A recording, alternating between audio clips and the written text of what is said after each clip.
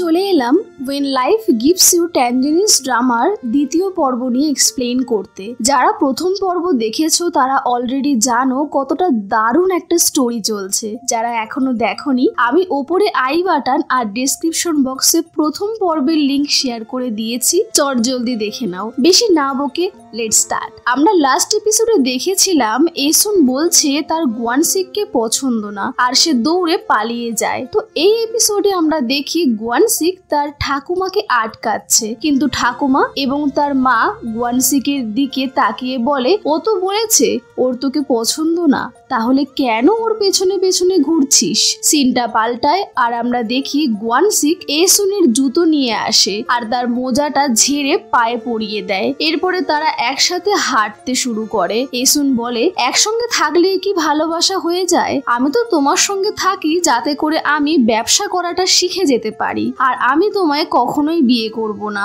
আমি এই দ্বীপের কোনো ছেলের সঙ্গে বিয়ে করব না। এসুন গোয়ানসিকের দিকে তাকিয়ে বলে, আমি তাকে তো অ্যাটলিস্ট বিয়ে করবই না যে একটা কবিতাও বলতে পারে না। এসুন গোয়ানসিকের পকেটে হাত রেখে এইসব বলছিল। তো গোয়ানসিক এইসব শুনে বলে, তাহলে তুমি আমার পকেট থেকে হাতটা বার করে তার পকেটেই দাও না যাকে তুমি বিয়ে করতে চাও। দূর থেকে গোয়ানসিকের মা আর তার ঠাকুমা তাদেরকে একসঙ্গে দেখে আলোচনা করছিল। গোয়ানসিকের ছোটবেলার থেকে এসুনের প্রতি দয়া হয়, তাই সে এসুনের সঙ্গে থাকে হয়তো। এদিকে হাঁটতে হাঁটতে এসুন গোয়ানসিককে একই প্রশ্ন করে, তোমার কি আমার উপরে দয়া হয় তাই তুমি আমার জন্য প্রতিদিন মাছ নিয়ে আসো? গোয়ানসিক বলে, যদি দয়াই দেখাতে হতো তাহলে আমি কোনো ভিখারিকে দেখাতাম, তোমায় তো কোনো দিনও না। এসুন বলে, স্কুলেও তুমি আমায় খাবার দাও, সবই দয়া করে তাই না? গোয়ানসিক বলে, তোমার কি মনে হয় 10 বছর ধরে আমি তোমায় মাছ দিচ্ছি, দয়া হয় বলে আমার? এসুন বলে, তাহলে কেন দিচ্ছ আমাকে এইসব? আজ তো আমাকে তুমি বলেই দাও। গোয়ানসিককে চুপ দেখে এসুন বক বক করেই যাচ্ছিল। হঠাৎ গোয়ানসিক নিজের হাতটা পকেটে ভরে আর এসুনের হাত ধরে নেয়। দুজনই কিছুক্ষণের জন্য স্তব্ধ হয়ে যায়। তারপরে এসুন বলে, এইসব কি করছো তুমি? আমার হাত ছাড়ো। এই বলতে না বলতে গোয়ানসিক এসুনকে একটা চুমু খায়। গোয়ানসিক বলে, এবার বুঝতে পারলে তো আমি কেন তোমার পেছনে পেছনে ঘুরি? ভিখারি মনে করলে কি তোমাকে কিস করতাম? এসুন বেচারি একটু ভ্যাবাচাকা খেয়ে যায় আর বলে, এইভাবে কে মনের কথা বলে? গোয়ানসিক বলে ওঠে, আরে চুপ করো তুমি, কত কথা বলো তুমি, এত কথা বলো যে আমি শুধুমাত্র তোমার ঠোঁটের দিকেই তাকিয়ে থাকি। তোমার যদি আমায় ভালোই না লাগে তাহলে আমার পকেটে সবসময় হাত রেখে ঘুরে বেড়াও কেন? আর তোমার ঠোঁট সবসময় চকচক করে কেন? এসুন বলে, লিপস্টিক লাগাই আমি। গোয়ানসিক বলে, কেন? এসুন নিচু গলায় বলে, তোমার জন্য। আমি কিসটার জন্য 14 বছর বয়স থেকে অপেক্ষা করছি। গোয়ানসিকের গলার আওয়াজও কমে যায় আর বলে, কি? তারপরে গোয়ানসিক আর এসুন চুমু খেয়ে একে অপরের প্রতি ভালোবাসা প্রকাশ করে। এইসব হওয়ার পরেও এসুন বলে, আমি তবুও তোমাকে বিয়ে করব না। এদিকে বেচারা গোয়ানসিক সে কোনো মতে নিজেকে সামলায়। মুখে বিয়ে করব না বললেও এসুন প্রথমবার কিস করে ভীষণই খুশি ছিল। তারপরে সৎ বাবার বাড়িতে ফিরে এসুন তার বোনকে খুঁজতে গিয়ে জানতে পারে তার সৎ বাবা একটা সম্পর্কে জড়িয়ে পড়েছে। মহিলাটি এসুনকে তাদের সঙ্গে রাখতে চায় না। অবশেষে এসুন সিদ্ধান্ত নেয় যে সে তার ঠাকুমার বাড়িতে চলে যাবে। যাওয়ার আগে এসুন তার সৎ বাবার থেকে টাকা চায়, যেটা তার সৎ বাবা প্রমিস করেছিল এসুনকে কলেজে পড়ানোর জন্য দেবে, কিন্তু তার সৎ বাবা কানাকড়িও দেয় না। এরপরে এসুন ঠাকুমার বাড়িতে আসলে তার কাকা এসুনকে ফ্যাক্টরিতে কাজ করতে পাঠাতে চায়, কলেজে না পড়িয়ে। এসুনের মন ভেঙে যায়। সে দৌড়ে গোয়ানসিকের কাছে যায় আর বলে, আমার কাকা আমাকে ফ্যাক্টরিতে পাঠাতে চাইছে। ওদিকে আমার সৎ বাবার গার্লফ্রেন্ড আমায় ওদের সঙ্গে রাখতে চাইছে না। আমার এই দুনিয়াতে কেউ নেই তুমি ছাড়া, একমাত্র তুমিই আমার অনেক খেয়াল রাখো, কিন্তু তুমি কি আমার জন্য তোমার ঠাকুমার বিরুদ্ধে যেতে পারবে? পারবে না তাই না? এই বলতে বলতে সে কান্নায় ভেঙে পড়ে। সরল গোয়ানসিকের মনে পড়ে যায় যে এসুন একবার বলেছিল সে তাকে তো বিয়ে করবেই না যে কবিতাটুকুও বলতে পারে না। তো গোয়ানসিক কবিতা বলতে শুরু করে। এই দেখে এসুন অবাক হয়ে তার দিকে তাকিয়েছিল। তারপরে বলে, ঠিক আছে তুমি না হয় একটু কবিতা বলতে পারো, তো কি হয়েছে? এসুন বলে, আমার কলেজের কি হবে আর আমার পোয়েট হওয়ার স্বপ্নের কি হবে? গোয়ানসিক বলে, আমি সবকিছু তো তোমাকে দিতে পারবো না, কিন্তু আমি তোমায় খুশিতে রাখার জন্য সবকিছু করতে পারি। আমি তোমায় কোনো মিথ্যে প্রমিস করতে পারবো না। এই বলে গোয়ানসিক এসুনকে তার বুকে টেনে নেয়। পরবর্তী সিনে আমরা দেখি গোয়ানসিক আর এসুন তাদের বাড়ি ছেড়ে পালাচ্ছে। গোয়ানসিকের হাত কাঁপছিল। প্রথমত সে বাড়ির থেকে তার ঠাকুমার সোনাদানা নিয়ে এসেছিল, দ্বিতীয়ত সে বাড়ি ছেড়ে পালাচ্ছে।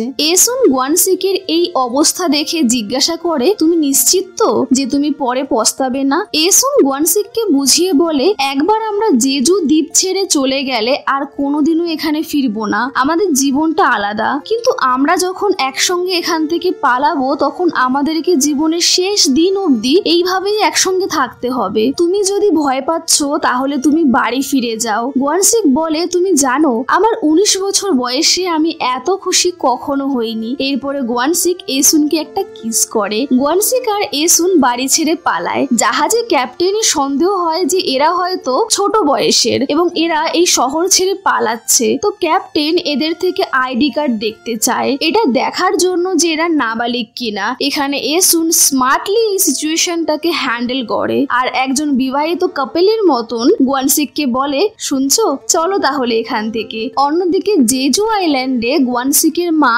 তাদেরকে খুঁজতে বার হয়। এসুনের সৎ বাবার গার্লফ্রেন্ড খুবই খুশি ছিল, কারণ তাদের জিনিস তো এসুন নিয়ে পালিয়েছে, গোয়ানসিকের বাড়ির জিনিসও গেছে, যেখানে গোয়ানসিকের ঠাকুমার একটা সোনার ব্যাঙও ছিল এবং গোয়ানসিকের ঠাকুমা এই কথা জানতে পেরে অজ্ঞান হয়ে গেছিল।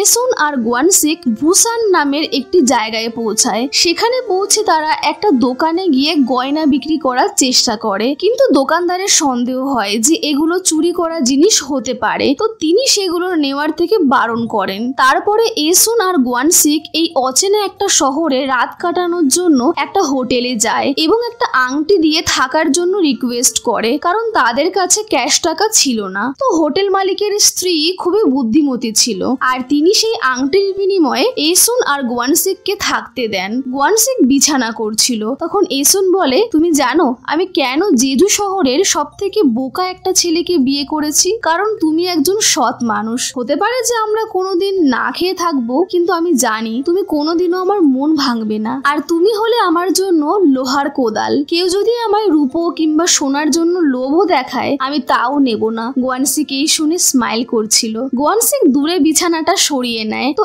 এই দেখে এসুন বলে, আমরা তো এখন স্বামী স্ত্রী, তাই না? কিন্তু দেখে তো মনে হচ্ছে না, এত দূরে দূরে কেন বিছানা করেছো? তখনই হোটেল মালিকের স্ত্রী গোয়ানসিকদের জন্য কিছু খাবার আর তার সঙ্গে একটা ওয়াইন নিয়ে আসেন। তিনি বলেন, তোমরা নতুন বিবাহিত দম্পতি, তোমাদের জন্য এই সব কিছু ফ্রি, তোমাদের কোনো টাকাই পে করতে হবে না। গোয়ানসিক আর এসুন মনে করে বুসানের মানুষ হয়তো অনেক দয়ালু হয়, তাছাড়াও ওরা অনেক ক্ষুধার্ত ছিল, তো খাবার দেখে খুবই খুশি হয় এবং খেয়ে একসঙ্গে শুয়ে পড়ে। আসল খেলা তো পরের দিন চালু হয়, কারণ সকালে গোয়ানসিক লক্ষ্য করে তাদের ব্যাগপত্র কিছুই নেই ঘরে এবং রাত্রে তাদের যে খাবারটা ফ্রি বলে দেওয়া হয়েছিল তারও একটা বড় বিল পে করতে বলা হয়। এখানে বিষয়টা ক্লিয়ার হয় যে ওই হোটেল মালিকের স্ত্রী ওয়াইনে কিছু মিলিয়ে তাদেরকে খাইয়ে দিয়েছিল আর তারপরে ব্যাগপত্র চুরি করে নেয় এবং তাদের সোনা দানাও। কিন্তু হোটেল মালিক আর তার স্ত্রী চুরির কথা তো স্বীকার করেই না, উল্টে গোয়ানসিক আর এসুনকে পুলিশে ধরিয়ে দেওয়ার জন্য হুমকি দেয়। এসুন আর গোয়ানসিক এক রাত্রের মধ্যেই সব হারিয়ে ফেলেছিল। তারা চাইলেই ভয় পেয়ে সেখান থেকে চলে যেতে পারতো, কিন্তু এসুন আর গোয়ানসিক নিজেদের জিনিস ফেরত নেওয়ার জন্য লুকিয়ে আবারও সেখানে যায়। গোয়ানসিক একটু ভয় পাচ্ছিল, কিন্তু এসুন গোয়ানসিককে সাহস দেয়।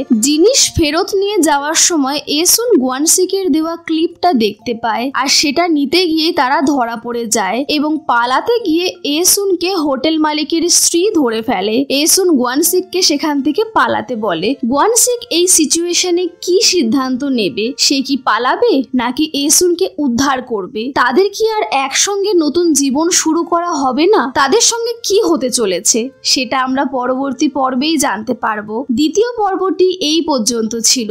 আজকের এক্সপ্লেনেশনটা কেমন লেগেছে জানিও আমাকে কমেন্ট করে। ভালো লাগলে লাইক, শেয়ার এবং চ্যানেলটাকে সাবস্ক্রাইব করতে ভুলো না। এবং তোমরা যদি এই ভিডিওটা ফেসবুক কিংবা ইনস্টাগ্রাম পেজ থেকে দেখছো তাহলে অবশ্যই এই পেজটিকে ফলো করে নিও আরো দারুণ সব এক্সপ্লেনেশন জানার জন্য।